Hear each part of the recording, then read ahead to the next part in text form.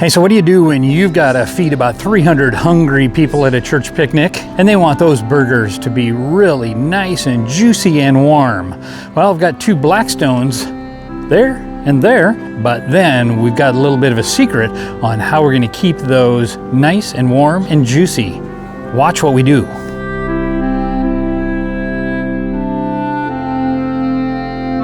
Hey, it's Jeff with Barbecue Plus, and today we are cooking for a whole lot of people.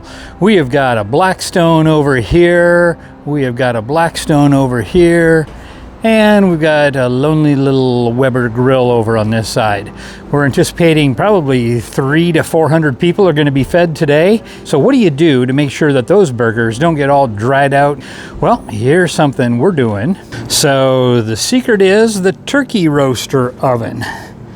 Inside there, we've got some nice hot beef broth. Also threw in a little bit of W sauce. I'm not going to try to pronounce it. And what we're going to do is take those burgers off of the flat top, and they're going to head straight over here to keep them nice and warm and juicy until we're ready to serve them. Got some runners bringing them over to the food table, so we don't have to worry about that. All we're going to do is sling them burgers, put them in a nice little bath, cover them up, and that's our part of it. So there we are, burgers are on here on their first side. These are looking good, got 24 at a time. Hit them with a little bit of our Johnny seasoning salt when we flip them over. And the dogs are over here. Who let the dogs out? So you can see that steam coming off of there. These are looking good. We got a few more kind of finishing off. These are the Costco 75% meat, 25% grease. So we had to dip that out periodically as we kept these guys going.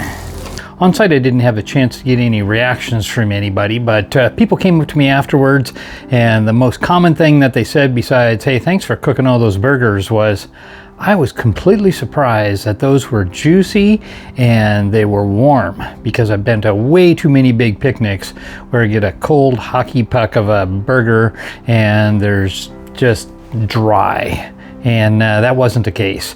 One guy came up to me and said, well, I was at the end of the line, set my expectations low because I figured that the burgers would be cold and they would be dry, and they were just as good as probably the first person in the line.